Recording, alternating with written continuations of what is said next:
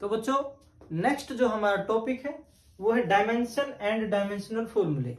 ये इस यूनिट का सबसे इंपॉर्टेंट टॉपिक है जो आपके पूरी की पूरी फिजिक्स में कहीं ना कहीं काम आने वाला है। ये आपकी जो कंपटीशन एग्जाम है वहां पर भी यहाँ से क्वेश्चन देखने को मिलेंगे, बोर्ड का एग्जाम है या फिर आपके 11th क्लास के एग्जाम है तो यहाँ से क्वेश्चन आपको जरूर देखने को मिलेगा।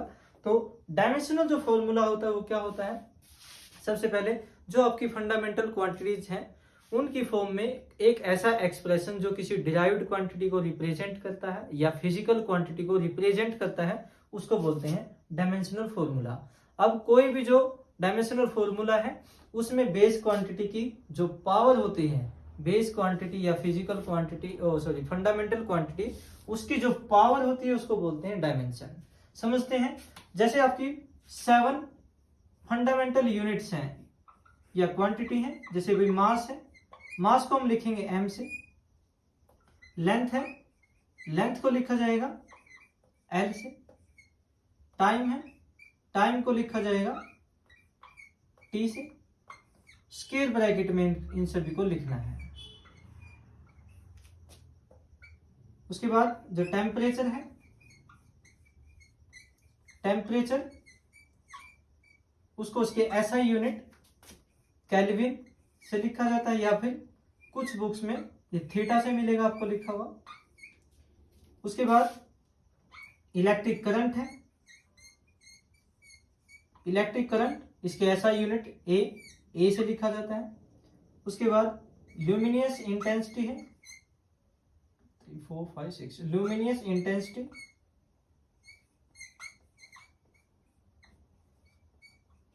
इसको भी इसके SI यूनिट कंडेला से लिखा जाता है। लास्ट है क्वांटिटी ऑफ मैटर,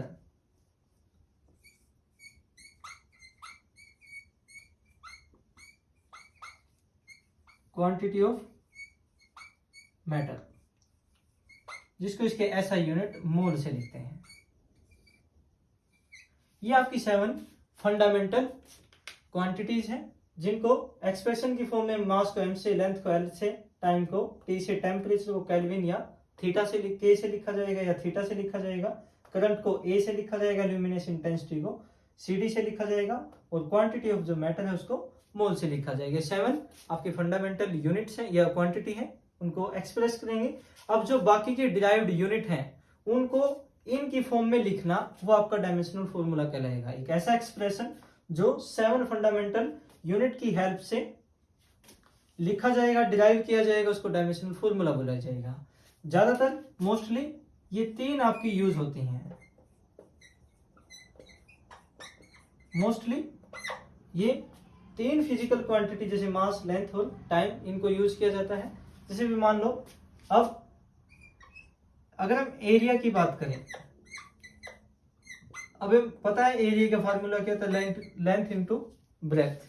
अब लेंथ को हम L से लिखते हैं भाई, लेंथ को L से लिखा जाता है। ब्रेथ भी क्या है, एक तरह की लेंथ ही है, इसको भी किससे लिखेंगे, L से लिखेंगे। तो L इंटू L क्या हो जाएगा, L की 2। तो ये जो एक्सप्रेशन है L स्क्वायर, ये क्या आ जाएगा, डायमेंशनल फॉर्मूला किसका, एरिया का। एरिया का डायमेंशनल फॉर्मूला क्या होगा भाई, L।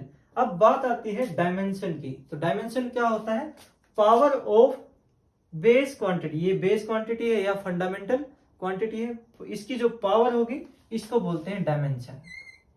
इसको क्या बोला जाता है भाई, डायमेंशन। तो डायमेंशन क्या होगा, यहाँ पर डायमेंशन होगा 2।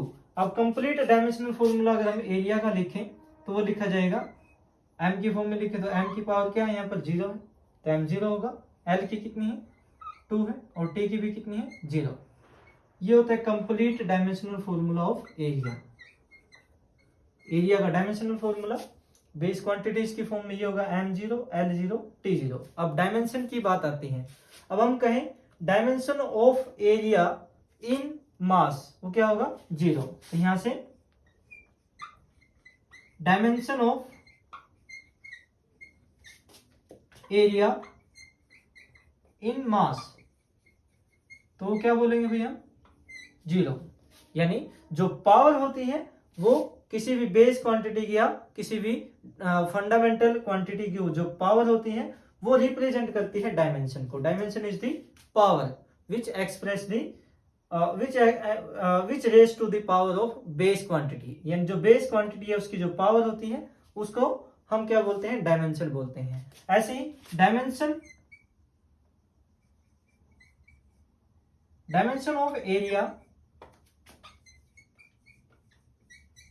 इन लेंथ की बात करें तो यहां पर लेंथ में डायमेंशन कितना है, 2 है। अगर dimension of area in time की बात करें तो टाइम में डायमेंशन कितना है, 0। तो डायमेंशन क्या होता है भाई, पावर होती है बेस क्वांटिटीज की, ठीक है। तो ये था डायमेंशन। उसके बाद दूसरा एग्जांपल अगर हम कंसीडर करें यहां पर वेलोसिटी का,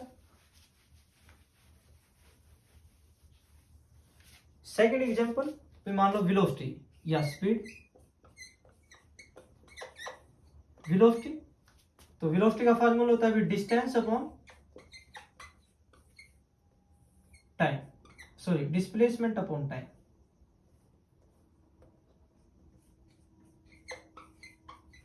डिस्प्लेसमेंट अपॉन टाइम। अब हमें पता है जो डिस्प्लेसमेंट एक तरह की लेंथ होती है तो एल से लिखेंगे, टाइम को पता है टी से लिखते हैं। अगर हम टी को ऊपर लिखेंगे तो एल, टी की पावर क्या हो जाएगा यहाँ पर -1। अगर इसको कंप्लीट लिखे हम डायमेंशनल फॉर्मूले की फॉर्म में तो वेलोसिटी इज इक्वल टू लिखा जाएगा m की पावर 0, l की पावर 1 और t की पावर -1। तो यहां पर dimension of velocity in mass, dimension of velocity in mass क्या होगा, 0, क्योंकि m की पावर क्या है यहाँ पर 0 और डायमेंशन क्या होता है, पावर ऑफ बेस क्वांटिटी। तो पावर ऑफ बेस क्वांटिटी यहाँ पर 0 है, तो dimension of velocity in mass क्या होगा, 0। ऐसी dimension of velocity in length की अगर हम बात करें तो लेंथ में क्या होगा डायमेंशन बेस का 1। ऐसे dimension of velocity in time की बात करें तो क्या होगा -1। तो था डायमेंशन के बारे में। अब हम कुछ डायमेंशनल फॉर्मूले निकालेंगे जो आपके आगे काम आने वाले हैं, बहुत ज्यादा इंपॉर्टेंट हैं इस यूनिट के लिए और आपके सभी एग्जाम्स के लिए। तो कुछ डायमेंशनल फॉर्मूले हम यहाँ पर पढ़ेंगे, डिस्कस करेंगे 1 बाय 1। तो भाई जैसा एरिया का भी हम निकाल चुके हैं, लेंथ इंटू ब्रेथ। तो डायमेंशनल फॉर्मूला लेंथ के लिए L इंटू एल, तो कैसे क्या लिखा जाएगा इसको, L square. Complete dimensional formula लिखेंगे तो m0 l2 t की पावर भी 0। तो डायमेंशनल फॉर्मूला आ जाएगा। हमें ज्यादातर जो मोस्टली डायमेंशनल फॉर्मूले MLT की फॉर्म में ही लिखने हैं। तो यहाँ पर एरिया का जो डायमेंशनल फॉर्मूला क्या होगा, m0 l2 t0। यहाँ पर डायमेंशन की बात करें तो डायमेंशन m का 0 हो जाएगा, l का 2 हो जाएगा, t का 0 हो जाएगा। ऐसे ही वॉल्यूम की अगर हम बात करें तो वॉल्यूम का फॉर्मूला होता है length into breadth into height. तो लेंथ L से B, ब्रेथ भी एक तरह की लेंथ है और हाइट भी एक तरह की क्या है, लेंथ है। तो ये क्या हो जाएगा L3। और डायमेंशनल फॉर्मूला अगर कंप्लीट लिखेंगे तो क्या लिखेंगे इसको, m0 l3 और t की पावर 0। तो यहाँ पर डायमेंशनल फॉर्मूला वॉल्यूम का क्या हो जाएगा, m0 l3 t0। ऐसे ही अगर हम स्पीड की बात करें तो स्पीड होता है भाई distance upon time, distance upon time. तो डिस्टेंस को मापा जाता है L से, टाइम को मापा जाता है T से। तो क्या डायमेंशन फॉर्मूला होगा ये LT-1। और कंप्लीट लिखेंगे तो कैसे लिखेंगे, m0 l1 t की पावर -1। ये डायमेंशनल फॉर्मूला हो जाएगा। ऐसे वेलोसिटी का भी सेम रहेगा, वेलोसिटी डिस्प्लेसमेंट अपॉन टाइम। तो ये भी L/T या LT माइनस 1 कहेंगे। तो कंप्लीट लिखेंगे तो इसको m0 L1 T की पावर माइनस 1। ये डायमेंशनल फॉर्मूला हो जाएगा वेलोसिटी का। ऐसे ही एक्सीलरेशन का जो डायमेंशनल फॉर्मूला होगा वो क्या होगा? एक्सीलरेशन का फॉर्मूला होता है velocity upon time, velocity upon time. तो वेलोसिटी का डायमेंशनल फॉर्मूला हमें पता है क्या होता है भाई, LT minus 1 divide by T. Velocity का LT माइनस 1 और T, तो क्या हो जाएगा ये LT माइनस 2। और कंप्लीट लिखेंगे तो क्या लिखेंगे, m0 L1 T माइनस 2। ठीक है भाई। उसके बाद अगर हम फोर्स की बात करें तो फोर्स का फार्मूला होता है भाई mass into acceleration, mass into acceleration. अब मास का जो डायमेंशनल फॉर्मूला है वो m से लिखते हैं। एक्सीलरेशन का भी हमने निकाला, क्या होता है LT माइनस 2। तो क्या हो जाएगा ये MLT माइनस 2, m की पावर 1 L की पावर 1 और T की पावर माइनस 2। ये फोर्स का डायमेंशनल फॉर्मूला है। ये आपको मस्ट याद रखने हैं तीनों डायमेंशनल फॉर्मूले।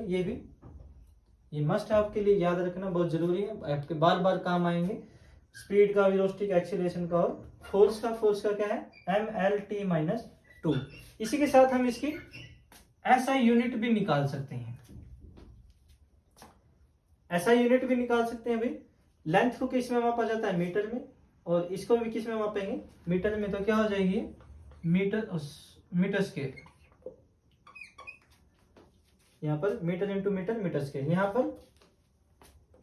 Metre cube, meter into meter into meter, ये SI यूनिट हो जाएगी मीटर क्यूब। ऐसे ही यहाँ पर डिस्टेंस अपॉन टाइम, डिस्टेंस यहाँ पर मीटर में मापेंगे, टाइम को सेकंड में, तो क्या हो जाएगा मीटर पर सेकंड, या फिर इसको कैसे लिखा जाएगा मीटर पर सेकंड।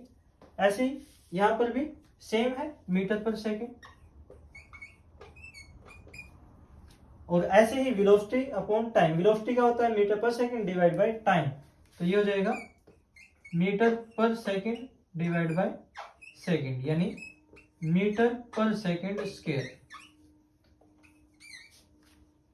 ऐसा यूनिट हो जाएगी मीटर पर सेकंड स्क्वायर। जैसे फोर्स मास इंटू एक्सीलरेशन, मास की होती है किलोग्राम और एक्सीलरेशन की हम निकाल चुके हैं, क्या होगी मीटर पर सेकंड स्क्वायर, जिसको हम न्यूटन भी बोल देते हैं।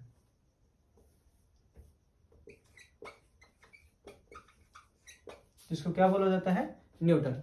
तो डायमेंशनल फॉर्मूले, इसके अलावा और भी बहुत सारे डायमेंशनल फॉर्मूले हैं।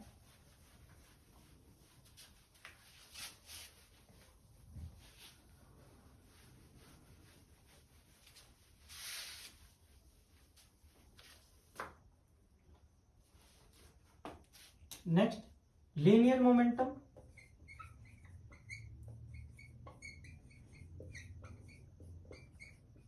लीनियर मोमेंटम, तो लीनियर मोमेंटम का फार्मूला होता है mass into velocity, mass into velocity. अब मास का जो डायमेंशनल फॉर्मूला उसका हम m से लिखते हैं। वेलोसिटी का हमें पता है क्या होता है LT माइनस 1। तो ये हो जाएगा MLT माइनस 1। ठीक है, इसकी यूनिट अगर निकालनी है तो ये मास की क्या हो जाएगी किलोग्राम, और वेलोसिटी की क्या होगी मीटर पर सेकंड। वेलोसिटी क्या हो जाएगी मीटर पर सेकंड, तो किलोग्राम मीटर पर सेकंड इसके SI यूनिट हो जाएंगे। ऐसे ही प्रेशर या फिर स्ट्रेस, प्रेशर या स्ट्रेस, इसका जो फॉर्मूला होता है force by area, force by area. अब फोर्स का हमें पता है डायमेंशनल फॉर्मूला, अभी बताया था आपको, याद रखना है MLT minus 2 divide by area का क्या होता है L स्क्वायर, निकाल चुके हैं। तो फोर्स अपॉन एरिया आपका प्रेशर होता है। एक L से एक L आपका कैंसिल हो जाएगा, तो क्या होगा ये M L की पावर माइनस 1 T की पावर माइनस 2। ऐसा यूनिट हमें पता है इसका न्यूटन होता है, इसका मीटर स्क्वायर होता है। तो क्या हो जाएगा newton divide by meter square यानी newton per meter square. Pressure का हो जाएगा। ऐसे ही डेंसिटी की अगर हम बात करें तो डेंसिटी होती है भाई मास पर यूनिट वॉल्यूम। डेंसिटी का फॉर्मूला क्या होता है? मास पर यूनिट वॉल्यूम। तो मास m से लिखते हैं, वॉल्यूम तो हमें पता है क्या होता है L क्यूब। तो क्या डायमेंशनल फॉर्मूला आ जाएगा इसका? m L⁻³ ठीक है भाई। t नहीं है तो यहाँ पर t की वैल्यू क्या हो जाएगी? 0। तो ये डायमेंशनल फॉर्मूला हो जाएगा डेंसिटी का मास per unit volume m/L⁻⁻⁰। Unit क्या होंगे इसके? ऐसा यूनिट मास के किलोग्राम, नीचे वॉल्यूम के मीटर क्यूब, यानी kilogram divide by meter cube, cubic meter बोलते हैं जिसको, किलोग्राम पर क्यूबिक मीटर। ठीक है भाई। उसके बाद पावर है, पावर। तो पावर क्या होता है भाई? पावर से पहले वर्क का करेंगे। वर्क या एनर्जी दोनों का सेम डायमेंशनल फॉर्मूला होता है और सेम ही यूनिट होती है, वर्क या एनर्जी। तो वर्क होता है फोर्स इनटू डिस्प्लेसमेंट। सिंपल याद रखेंगे फिलहाल, फोर्स इनटू डिस्प्लेसमेंट। तो फोर्स का डायमेंशनल फॉर्मूला हम कर चुके हैं, mL⁻² इंटू डिस्प्लेसमेंट का L। तो क्या हो जाएगा डायमेंशनल फॉर्मूला? mL2T-2। ये भी इंपॉर्टेंट है, याद रखेंगे, मोस्टली यूज होने वाला है। तो डायमेंशनल फॉर्मूला वर्क की एनर्जी का क्या होगा? mL2T-2। और इसके ऐसा यूनिट याद रखेंगे भाई, जूल होते हैं। पहले भी डिस्कस कर चुके हैं इस बारे में। ठीक है भाई, जूल। उसके बाद आती है पावर। तो पावर क्या होता है? Work upon time. पावर क्या होता है? Work upon time. तो वर्क का भी हमने डायमेंशनल फॉर्मूला निकाला, mL2T-2 divide by time T। तो क्या हो जाएगा ये? mL2T⁻³ ठीक है भाई। तो ये पावर का हो जाएगा, इसका जो ऐसा यूनिट होता है वो वाट है, याद रखेंगे। वैसे यहां से भी निकालना चाहें तो लिख जाएगा जूल पर सेकंड भी होगा, या फिर इसको वाट बोलते हैं। इसके अलावा भी डायमेंशनल फॉर्मूले हैं भाई।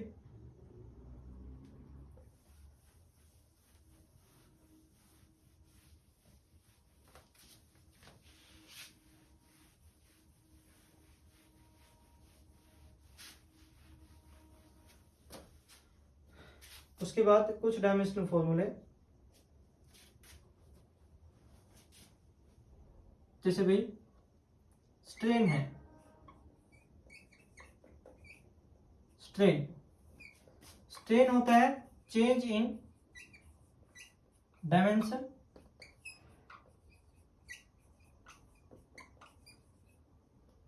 Divide by original dimension.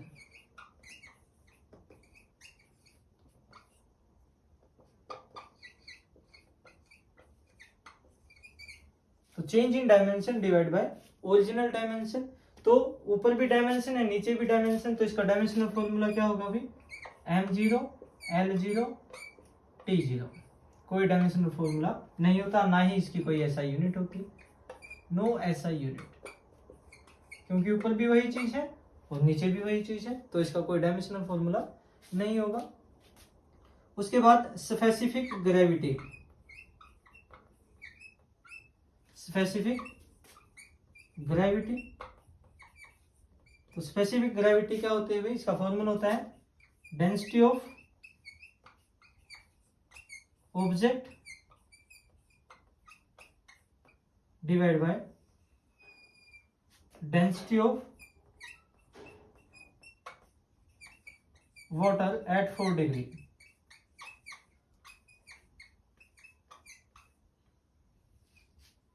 Density of object divide by density of water. तो ऊपर भी डेंसिटी है, नीचे भी क्या है? डेंसिटी है। तो डेंसिटी कैंसिल आउट, तो इसका भी कोई डायमेंशनल फॉर्मूला नहीं होता, m0 l0 t0, और ना ही इसके कोई एसआई यूनिट होते हैं। ठीक है भाई, इसके भी कोई एसआई यूनिट नहीं होते। उसके बाद अगर हम करंट की बात करें तो करंट का डायमेंशनल फॉर्मूला हम पहले ही पढ़ चुके हैं। तो करंट का डायमेंशनल फॉर्मूला क्या होता है, ए। लेकिन करंट के अगर हम फॉर्मूले की बात करें तो वो होता है चार्ज अपॉन टाइम।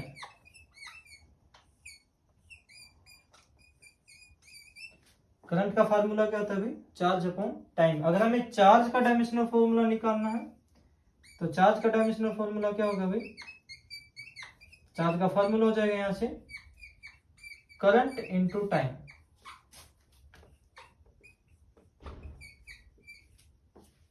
चार्ज का फार्मूला क्या हो जाएगा, करंट इनटू टाइम। तो करंट का डायमेंशनल फॉर्मूला ए है और टाइम का क्या है, टी। तो सिंपल एटी हो जाएगा डायमेंशनल फॉर्मूला चार्ज का, या इसको हम लिखेंगे m0 l0 t1 और a1। और चार्ज के जो एसआई यूनिट होते हैं वो होते हैं कूलाम।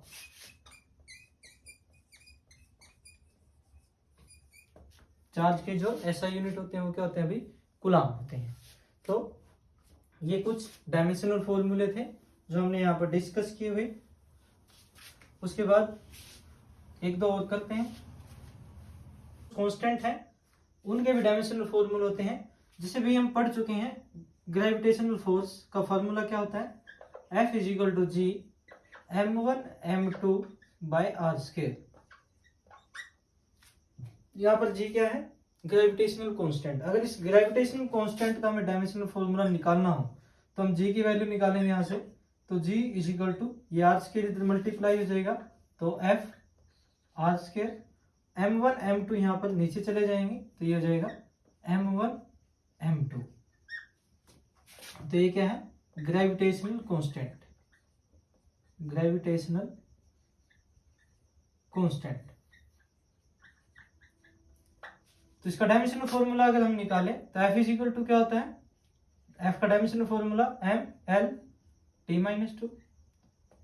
ऐसे ही r क्या है, एक डिस्टेंस है, डिस्टेंस, तो डिस्टेंस को l से लिखते हैं, जिसका क्या है square divide by mass into mass, तो मास को m से लिखते हैं इक्वल मास, तो मास इंटू मास।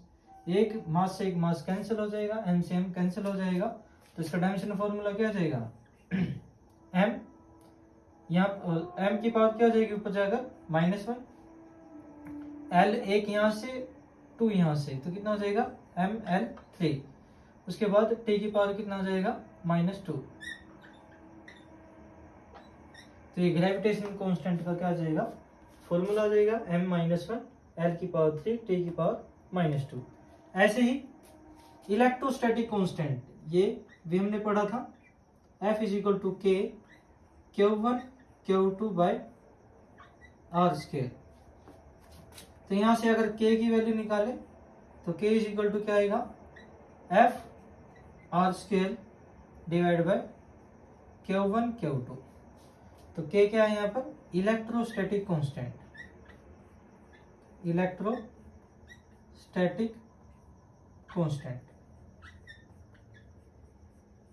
तो K क्या है यहाँ पर, इलेक्ट्रोस्टैटिक कांस्टेंट। तो F का जो डायमेंशनल फॉर्मूला हमें पता ही है, m l t-2। फिर से r एक डिस्टेंस होती है, डिस्टेंस, तो डिस्टेंस को l से लिखते हैं, इसका स्क्वायर हो जाएगा डिवाइड बाय। चार्ज का भी हमने पढ़ा, तो चार्ज का डायमेंशनल फॉर्मूला क्या होता है at। तो यहां से भी दूसरे चार्ज का क्या होगा at। तो क्या डायमेंशनल फॉर्मूला बनेगा ये, m और तो नहीं m यही है m, l एक यहां से 2 यहां से, तो l क्यूब हो जाएगा। अब t की बात आती है तो t की पावर -2 यहां से t इंटू टी स्क्वायर ही हो जाएगा, और ऊपर जाने के बाद ये भी माइनस में जो है t की पावर कितनी आ जाएगी -4। a इंटू ए स्क्वायर ऊपर लिखेंगे तो a की पावर -2। तो ये डायमेंशनल फॉर्मूला हो जाएगा इलेक्ट्रोस्टैटिक कांस्टेंट का। उसके बाद प्लैंक्स कांस्टेंट, बी होता है प्लैंक्स कांस्टेंट का भी निकालेंगे। तो उससे पहले पता होना चाहिए बी हमें फ्रीक्वेंसी का। फ्रीक्वेंसी, तो फ्रीक्वेंसी न्यू से लिखा जाता है इसको। तो फ्रीक्वेंसी होती है नंबर ऑफ रोटेशन पर सेकेंड। कोई भी एक rotation, sorry, number of rotation पर सेकेंड, यानी एक सेकेंड में कितनी रोटेशन कंप्लीट होती है। इसका फार्मूला होता है भाई 1/टाइम, यानी 1/t इसको लिखा जाएगा, या m0 L0 और t की पावर कितनी हो जाएगी -1। ये इसका डायमेंशनल फॉर्मूला आ जाएगा। ऐसे ही प्लैंक्स कांस्टेंट की अगर हम बात करें, प्लैंक्स कांस्टेंट जिसको हम h से लिखते हैं, ठीक है भाई। अब हमें पता है भाई एनर्जी का जो फार्मूला होता है E = h न्यू। एक फार्मूला होता है E = h न्यू। यहां से अगर h की वैल्यू निकालें, h की अगर वैल्यू निकालें तो h = क्या हो जाएगा E/न्यू। अब हमें पता है एनर्जी का जो डायमेंशनल फॉर्मूला होता है क्या होता है mL2 t की पावर -2 डिवाइड बाय फ्रीक्वेंसी का जो फार्मूला होता है क्या होता है t की पावर -1। अभी निकाला तो h का जो डायमेंशनल फॉर्मूला वो क्या हो जाएगा mL2 और t की पावर ये ऊपर जाने के बाद प्लस हो जाएगी, t की पावर +1 -2 + 1 क्या बचेगा -1। तो डायमेंशनल फॉर्मूला होता है प्लैंक्स कांस्टेंट का mL2 t की पावर -1। उसके बाद अगर हम सरफेस टेंशन की बात करें तो सरफेस टेंशन वो होती है फोर्स अपॉन लेंथ। क्या होता है फोर्स अपॉन लेंथ। तो फोर्स का डायमेंशनल फॉर्मूला हमें पता है mL t-2 divide by l। तो l से l कैंसिल हो जाएगा, तो डायमेंशनल फॉर्मूला हो जाएगा mL की पावर 0 t की पावर -2। इस तरीके से अगर हमें कोई भी फॉर्मूला पता है उसका हम डायमेंशनल फॉर्मूला निकाल सकते हैं। कोई भी फिजिकल क्वांटिटी है या कोई कांस्टेंट है उसका डायमेंशनल फॉर्मूला हम निकाल सकते हैं यदि हमें कोई उसका फार्मूला पता हो। कोई भी कांस्टेंट है उसका फार्मूला अगर पता है, या कोई भी फिजिकल क्वांटिटी उसका अगर फॉर्मूला हमें पता है तो हम उसका डायमेंशनल फॉर्मूला भी निकाल सकते हैं, उसकी ऐसा यूनिट भी निकाल सकते हैं। ठीक है भाई, तो ये थे कुछ डायमेंशनल फॉर्मूले। तो इस टॉपिक में हमने पढ़ा भाई डायमेंशन क्या होता है और डायमेंशनल फॉर्मूले क्या होते हैं। कुछ डायमेंशनल फॉर्मूले भी हमने यहाँ पर डिराइव की। इस तरीके से हम बहुत सारे डायमेंशनल फॉर्मूले निकाल सकते हैं, बहुत सारे हैं फिजिक्स के अंदर। ठीक है, तो अभी के लिए इतना ही। धन्यवाद।